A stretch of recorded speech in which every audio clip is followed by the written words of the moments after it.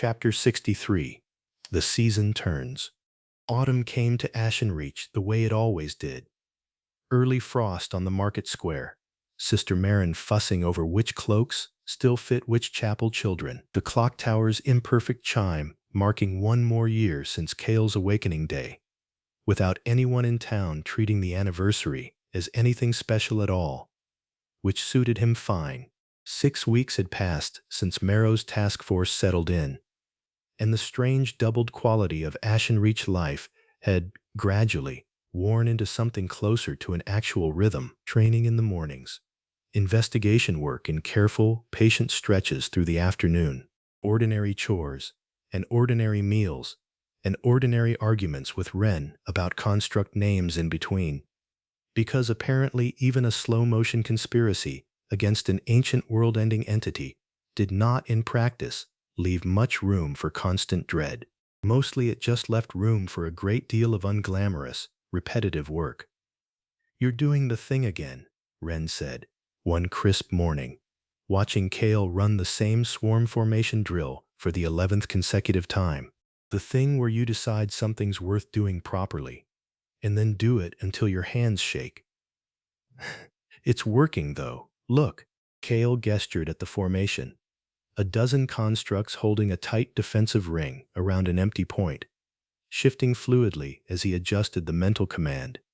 No visible gaps anywhere along the perimeter. Bryce couldn't find an opening in that ring the last 3 tries. "I noticed." He complained about it for 20 minutes afterward. Wren settled onto her usual crate, notebook open, tracking his aether efficiency the way she'd started doing weeks ago. A habit that had turned out to be genuinely useful once her chronicler's sight matured enough to read the fine detail of his own energy flow. "You're getting more efficient. Same formation costs almost 30% less than it did a month ago." Confirmed. Operator's drone sovereign tier is approaching a natural threshold. I would estimate Tier 4 readiness within another 6 to 8 weeks, assuming continued rigorous practice. "Tier 4, Cale repeated. "What's that actually get me?" "I do not fully know yet. The historical fragments describing higher drone sovereign tiers are sparse, and I do not want to promise a capability I cannot confirm. What I can say is that every tier so far has represented a genuine qualitative shift, not simply more of the same. I would expect Tier 4 to be no different." The days settled into that pattern. Drills, patient investigation, small victories measured in ether percentages and formation gaps. And Cale found, somewhat to his own surprise, that he didn't mind the slowness of it at all. There was something steadying about quiet, repetitive work, the same way there'd always been something steadying about a broken gear that just needed patient, careful attention, rather than a dramatic solution. Fenn watched him drill one evening, arms crossed, uncharacteristically quiet even by his own standards. And Cale, catching the look, set his tools down. "You've got something on your mind. Is that so obvious?" "You've been staring at the tarp in the back corner for a week, the one that used to cover Ashen." Cale nodded toward the far end of the scrapyard. "You've got a story back there you haven't told me yet. I can tell." Fenn was quiet for a long moment, the way he always was before something that mattered, and finally said, "Might be time I told it properly. Whole thing. Not the version I've been giving you in pieces." He looked toward the tree line, dark and quiet on the horizon, the same way he had 100 times before. "Come by tomorrow evening. Bring Wren if you want a witness who won't let me leave anything out." Cale, sensing the weight in it, didn't push for more that night, but he showed up the next evening exactly on time, Wren in tow, notebook already open, and found Fenn waiting at the workbench with 2 mugs of something strong and a look on his face like a man finally setting down something he'd been carrying alone for a very long time. Chapter 64. Fenn's turn.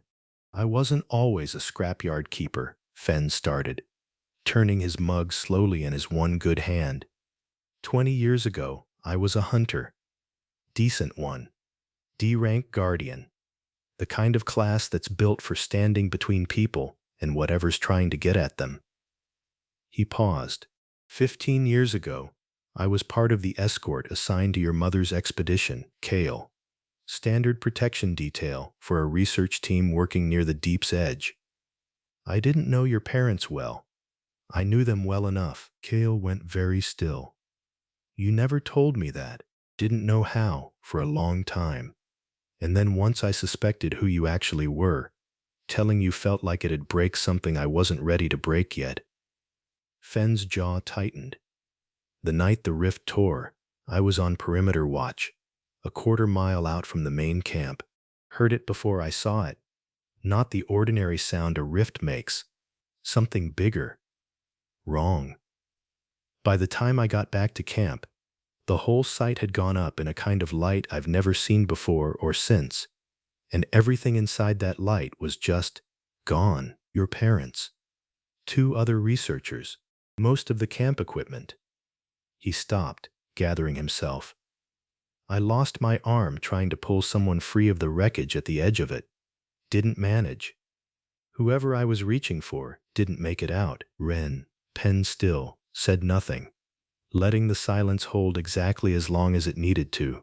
I searched the crater myself, after the guild's official search called it off, Fenn continued.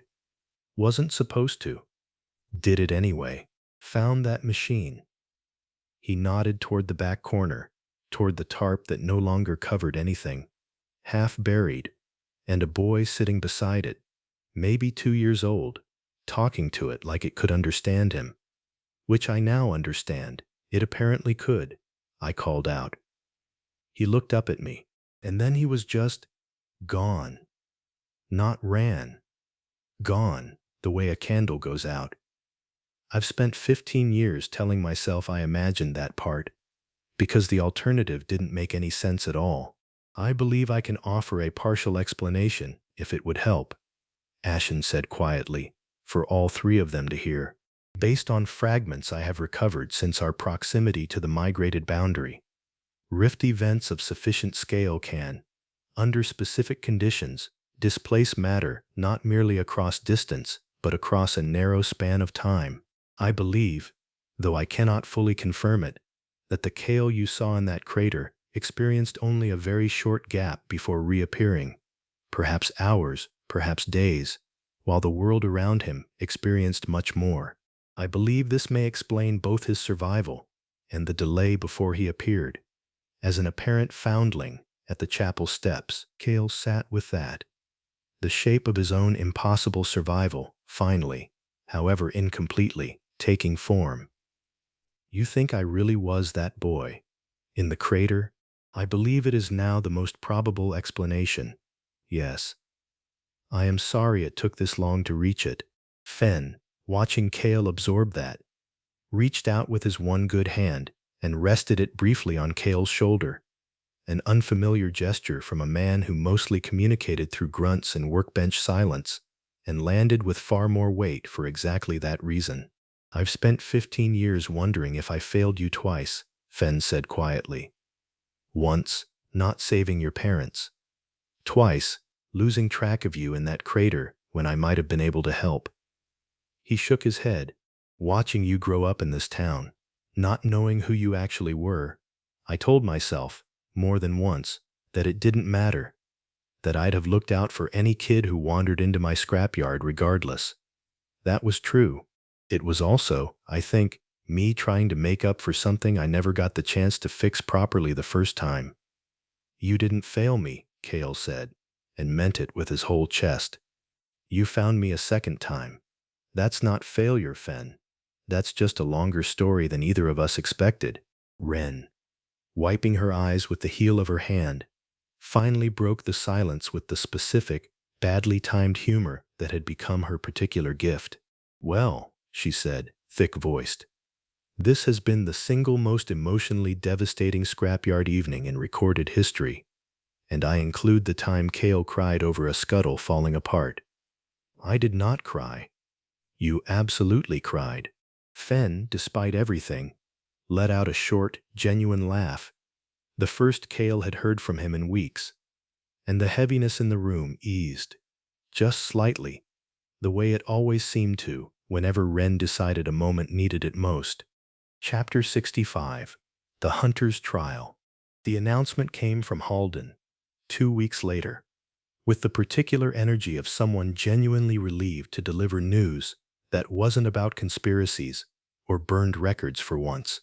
"Guild's holding the autumn trial this year in our district," she said, gathering Kale, Wren, Bryce, and Seraphine at the outpost, with an actual smile on her face.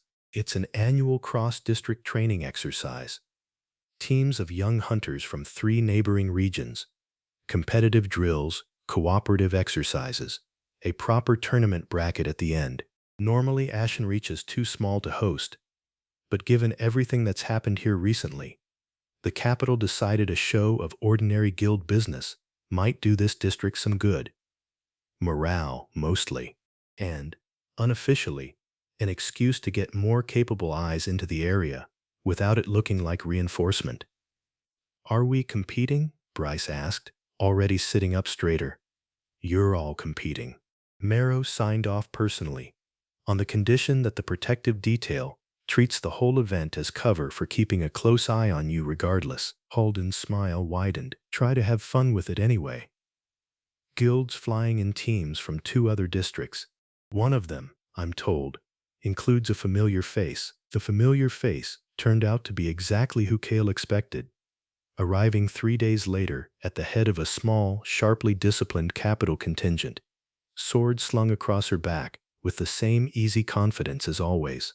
"Rennick," Ileana Kestrel said, by way of greeting, surveying the assembled Ashenreach team with open, evaluating curiosity. "I heard you've been busy. Conspiracy, ancient world-ending forest entities, a genuinely alarming amount of paperwork my aunt's been muttering about for weeks." She looked past him to Wren. "You're the chronicler. I've heard about you too. Apparently you can read secrets out of old shopping lists now." "It's a very specific skill set," Wren said, delighted. "Mostly secrets, occasionally shopping lists. I look forward to seeing what it does in a proper cooperative exercise." Ileana's gaze finally landed on Bryce, sizing him up with the same clinical thoroughness she'd once turned on Kale. "Spearman. E rank, last I checked your file. You've grown since then. Everyone keeps saying that like it's surprising." "It's not surprising. It's just worth confirming before I decide whether I need to actually try against you." Ileana's mouth quirked, something almost warm underneath the competitive edge. "Trial starts tomorrow. 3 days of drills and cooperative exercises. 1 day of head-to-head bracket matches. Try to make it interesting, provincials." "I came a long way." She turned to go, then paused, remembering something with visible reluctance. "One more thing. The academy filled out our roster with sponsored trainees. One of them's from your district originally, Hale. Swordsman, D rank now. Family money behind every step of it. He's been telling the whole contingent, loudly and often, that he knows the local anomaly personally, and that the reports are exaggerated." Her expression made her own assessment of Garrick Hale extremely clear. "Thought you'd want the warning." Kale found Garrick an hour later, without meaning to. Or rather, Garrick found him, crossing the outpost's guest grounds, with the particular unhurried swagger of someone who'd spent a year and a half being told he was going places. Capital-cut training gear, a sword that had clearly cost more than Fenn's entire scrapyard turned over in a good month. Leora was with him. She saw Kale first, and something complicated crossed her face before Garrick even noticed him standing there. "Rennick," Garrick said, warm and loud, for the benefit of everyone within earshot. "The famous anomaly. You know, I keep reading these reports. Duskhound alphas, mystery classes, the works. And I keep telling everyone, I know this kid. Fixed looms. Got dumped behind the fish stalls." He smiled, all teeth. "Funny how stories grow out in the provinces." "Funny," Kale agreed, level, and found, with genuine, almost scientific interest, that the barb didn't actually land anywhere. There was nothing in him left for it to hook. "Good luck in the bracket, Garrick. He walked away without waiting for a response, which, judging by the flicker of confusion on Garrick's face, was not how that conversation had gone in rehearsal. Behind him, quietly, he heard Leora say something low and sharp that he didn't catch, and Garrick's laugh in reply. A little too loud, a little less certain than it had been a moment before. Operator, Ashen noted quietly. Once Ileana's contingent had moved off to set up camp at the outpost's guest grounds. I would recommend approaching this event with genuine enthusiasm, rather than treating it as merely useful cover. You have spent the last several weeks carrying a great deal of weight. I believe you have earned 3 days of something that is simply, uncomplicatedly fun. You're encouraging me to have fun. That feels new. I contain multitudes, Operator. Also, I confess a certain curiosity of my own about how Tier 3 Drone Sovereign performs in a proper competitive bracket. Call it professional interest. Kale laughed, surprising himself with how easily it came, and looked around at Ren, already deep in enthusiastic strategy conversation with Seraphine. Bryce resetting his stance with fresh determination, the whole district settling into something that felt, for the first time in weeks, genuinely, uncomplicatedly exciting. All right, he said. Let's give them something interesting. Chapter 66. Old Rivals. New Tricks.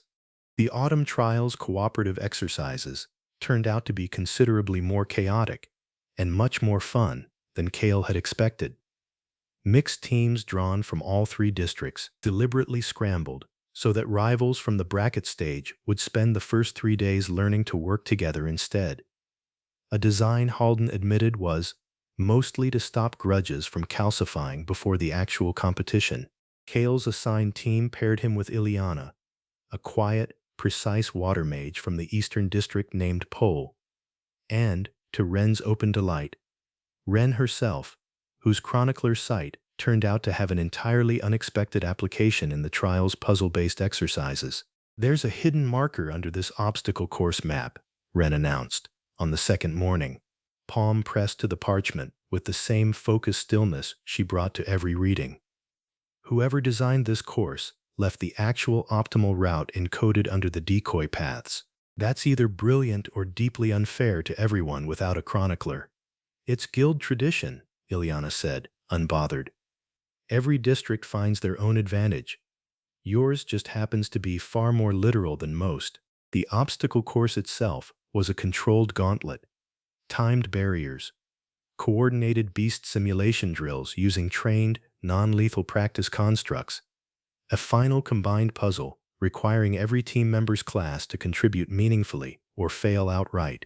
Kale's swarm formations turned out to be exactly suited to the barrier timing sections, small distributed constructs, triggering release mechanisms in careful sequence, while Pole's water manipulation cleared debris and Ileana's speed carried messages between separated checkpoints, faster than shouting ever could.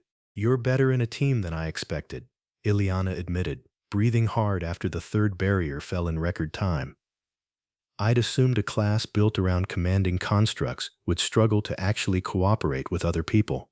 Seating control doesn't seem like your strong suit, from what I've seen. I spent 5 months learning to let a swarm of tiny idiots I built myself make split-second decisions without me micromanaging every one of them, Kale said. Turns out that's decent practice for trusting actual people too. That's either very wise or you're just describing the same skill twice. With me, it's usually both, Kale said. And Ileana laughed. Short, surprised, genuinely delighted. The exact same reaction Bryce had once had to the same borrowed line. And Kale, watching it land twice now, decided Seraphine had simply been right the whole time. The final coordinated puzzle came down, in the end, to Ren. A locked mechanism requiring a hidden code buried in an intentionally corrupted training document. Exactly the kind of challenge her new class had been built for, and when she finally called out the correct sequence with 15 seconds left on the trial clock, the entire mixed team erupted into genuine, unfiltered cheering. Best score of the cooperative round, the trial official announced, checking the timing board. Combined Ashen Reach Kestrel Eastern team. By a comfortable margin. Wren, breathless and grinning, turned to Kale with open, delighted disbelief. I just won a guild trial with reading comprehension. You won a guild trial with a genuinely rare and powerful ability, Kale corrected. Reading comprehension, Wren repeated, savoring it. With extra steps. And Kale, laughing, found he couldn't argue with that either. Chapter 67. The Trial's Teeth. The fourth day's bracket matches were meant to be the trial's showpiece. Controlled, one-on-one combat exercises in a warded arena, judges' scoring technique rather than raw victory. They were not, as it turned out, meant to include an actual beast breach, which was exactly what happened 40 minutes into the first match, when a genuine rift tore open directly above the arena's warding perimeter with no warning at all. That's not supposed to be possible, Halden shouted, already moving, as the warding wavered and a trio of duskhounds dropped through the widening tier directly into a stadium full of unarmed spectators and lightly armed competitors mid-match. The wards are supposed to prevent exactly this, operator. Ambient aether readings near this arena have been climbing steadily since we arrived. I did not flag it as urgent because I assumed it was trial-related magical saturation. I believe I was wrong. This may be connected to the boundary instability. Whatever the cause, I would recommend acting immediately rather than analyzing further. Kale didn't need telling twice. He dropped to the arena floor, aether already flowing, and threw up a dense containment barrier around the nearest cluster of scrambling spectators before the lead duskhound could reach them. The same crude, desperate wall he'd once used to save Adjudicator Marrow's life. Except this time, 5 months of Tier 3 refinement meant it held clean and steady instead of cracking under strain. Ileana was already moving on the second duskhound, blade flashing, and Bryce, competing in the adjacent match, abandoned his own bracket bout entirely to put himself bodily between the third beast and a knot of younger competitors, too stunned to run. Coordinate, Kale shouted, and felt the whole chaotic scene snap, for just a moment, into the same kind of shared rhythm the cooperative exercises had built over the past 3 days. Pole's water lashing out to slow the third duskhound's charge. Wren's voice calling out beast positions from the stands with startling, useful precision. Ileana and Bryce closing on their targets from opposite angles without needing to discuss the plan out loud. Kale split his swarm 3 ways at once, a defensive wall holding steady around the spectators, a harrying cluster drawing the lead beast's attention away from the crowd, and a final group racing to reinforce the failing ward itself, packing scrap and aether directly into the warding stone's cracked seams the way he'd once packed sand into a crumbling stream bed. System notification. New application. Structural ward reinforcement. Success. Recommend further study. This may represent a significant expansion of machinist utility beyond direct combat. The last duskhound fell to a combined strike from Ileana and Bryce within another 30 seconds. The ward stabilized fully a moment later, and the arena went, all at once, from chaos to the particular ringing quiet of a crowd realizing, gradually, that the danger had actually passed. Everyone alive, Halden called, sprinting the final distance across the arena floor. Alive, Kale confirmed, breathing hard, watching his containment wall hold steady around a knot of shaken but unharmed spectators. Nobody hurt, I think. The trial officials, understandably, called the remainder of the bracket matches for the day, and it was Adjudicator Marrow himself, arriving within the hour to inspect the failed warding, who delivered the news that settled the whole day's chaos into something much more ominous. Ward failure of this kind doesn't happen naturally, he said, grim, examining the cracked stones Kale had reinforced. Not without external interference. I want a full investigation into who had access to this arena's warding schematics before today. He looked at Kale, something weary and unsurprised in his face. I'd love to tell you this was simple bad luck. I don't think either of us believes that anymore. Chapter 68. What the Trial Revealed. The Guild, after some deliberation, decided the trial would continue the following day rather than cancel outright, a decision Marrow endorsed specifically, quietly explaining to Cale afterward that letting the undersigned successfully cancel a public guild event sends exactly the wrong message about how rattled we actually are. The semi-final put Cale against Garrick Hale, and half of Ashenreach turned out to watch, because half of Ashenreach remembered exactly who both of these boys had been on the same awakening day, not so long ago. Garrick fought well. That was the honest, uncomfortable truth of it. A year and a half of Capital Academy training had made him genuinely fast, genuinely disciplined, a real D-rank swordsman rather than a merchant's son with an expensive blade. For the first 30 seconds, he pressed hard enough that the crowd went quiet, and Cale, giving ground behind rotating construct screens, let him, reading the rhythm the way he read everything, looking for the wear pattern, the mechanism underneath. The mechanism, when he found it, was almost sad. Garrick fought like someone performing for an audience. Every strike had a flourish attached. Every advance was angled toward the stands. He wasn't fighting Cale. He was fighting the story of Cale, the loom fixer, the fish stall breakup. And against that story, the flourishes probably would have worked. Cale collapsed to the ground under his lead foot mid-flourish, the same crude, honest trick that had once dropped a Duskhound Alpha, wrapped his sword arm in 3 constructs before he'd finished recovering, and ended the match in under 2 minutes without ever once striking a blow himself. The arena was very quiet for a moment. Then it wasn't. Garrick, released, stood breathing hard in the settling dust, and for one unguarded moment, he looked past Cale toward the stands, toward Leora, sitting very still in the Capital Contingent section, as if checking whether the story had survived. Whatever he found in her face, it wasn't what he was looking for. Cale offered his hand, the way Ileana had once offered hers. Good match. You're better than you were. Garrick looked at the hand for a long moment, jaw working through several responses. In the end, to his small credit, he shook it, quick, stiff, and without a word, and left the arena floor fast. Cale never spoke to Leora that day. He didn't need to. Ren, who missed nothing, reported later that she'd left before the final, and that on her way out she'd stopped, briefly, at the arena rail, watching Cale reset his constructs for the next match with the whole crowd chanting a name that used to be a punchline, and that whatever she'd been doing the math on, this time the numbers had visibly come out differently. You okay? Ren asked him that evening, careful in a way she rarely bothered to be.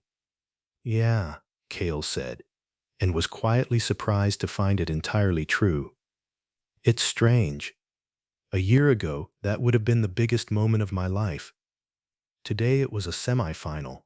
That, Ren said, might be the healthiest thing you've ever said.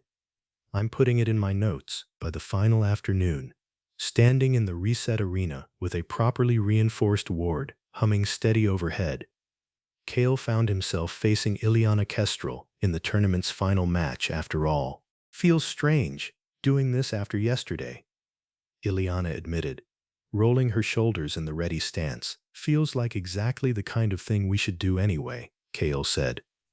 Otherwise they win twice, she grinned, sharp and genuine. Good answer. Don't hold back. He didn't, and neither did she. And the match that followed was, by every account afterward, the best the trial had produced in years. 5 full minutes of genuine, evolving contest, swarm formations breaking and reforming against bladework that had only gotten faster and more precise since their first spar months earlier, until Cale finally closed a formation gap at exactly the wrong moment, and Ileana's blade found his shoulder in a clean, decisive touch that the judges called without hesitation. Match to Kestrel, the official announced, and the crowd, far more subdued than a normal trial crowd, but present, and cheering regardless, gave both of them a standing ovation that had nothing to do with rank and everything to do with two people who'd clearly given everything they had. "You're getting faster," Ileana said afterward, offering a hand to help him up from where her final strike had put him. "Another season? I don't think that gap cost you the match. Another season. I'll hold you to that." Ren, predictably, had opinions about the final scoring that she shared at considerable length over the closing ceremony's feast, alongside a full accounting of every dessert available.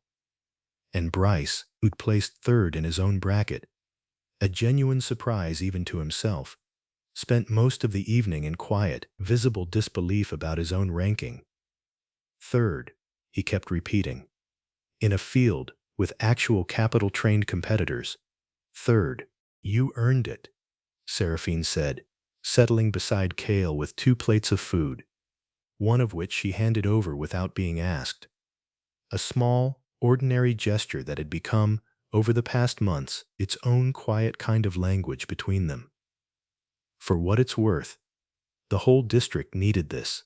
Something to be proud of that wasn't tangled up in fear for once. Kale looked around the closing feast. Ileana trading good-natured trash talk with Bryce. Ren deep in an animated retelling of her locked mechanism victory to anyone who'd listen. Halden and Marrow deep in quiet, careful conversation about the ward investigation at the room's edge. The whole ordinary, extraordinary shape of the life he'd built. And felt something settle warmly into his chest.